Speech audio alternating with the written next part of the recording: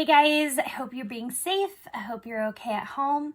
Today I am going to show you how to put together a pinwheel. It's a super simple block, but I think one that is really fun to do. It makes the most beautiful quilts. So what you need is two 5-inch quilt, just quilting cottons, squares in one color, and then two more 5-inch in a different color, and typically it's a white. This you can see is a polka dot. Guys, I'm running out of white, so I'm using a lot of polka dots for things, and it just, mostly the thing you want is contrast, okay? So two 1/2-inch, and then what you're going to do is on one of these, you are going to, let's see if I can do it so that you can see. You're going to take it, and then you're gonna run a pencil line right in the middle of one of them. And then when you sandwich them together, you're gonna sew a 1/4 inch on each side of that line, okay?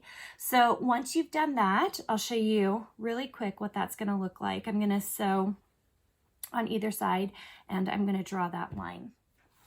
Okay, once you have it sewn on either side of your line, you're going to cut these two in half. Just like that.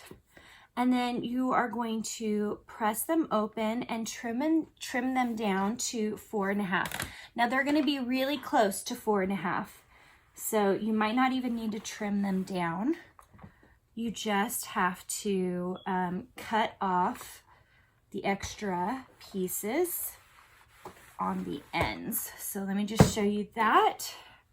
So these little bits at the top. Now, just because I'm kind of doing this on a timeline to show you guys, I'm not going to trim them down. Normally, I really like to actually check the size to make sure we're good. But because I'm doing this quickly, I'm just going to trim these off right there.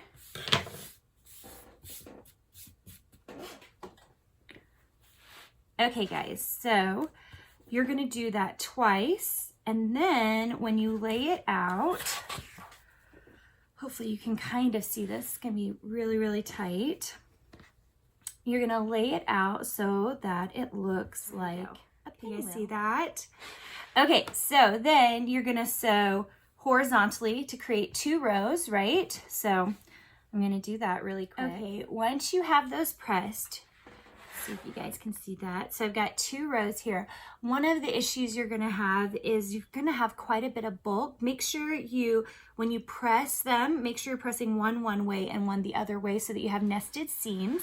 And then you can pin it right in the center to make sure that it's really centered, or you can just hold it in place. So what I'm gonna do is I'm gonna lay it right there, and then I'm gonna make sure, just gonna look at it really carefully and make sure that these lines match up and hold it in that place while I sew to make sure that that middle is really all in one spot. Look how darling that is, you guys.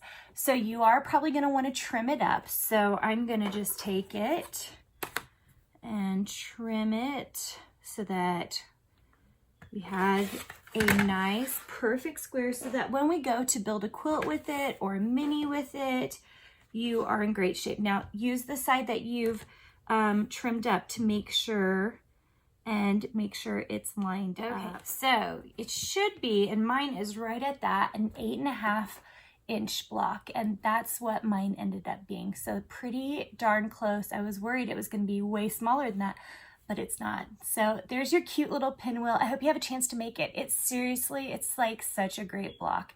And I love it just making a bunch of blocks like this just because it's so darling. All right, you guys, last but not least, make sure you are on my Fabric VIP group list. All you have to do is click on my profile or go to KarinaGardner.com and click on exclusive VIP. I send you guys all the PDFs for these so that it's super simple for you guys to make it at home for yourself or with kids or as a project with a friend. Anyway, we'll see you guys soon.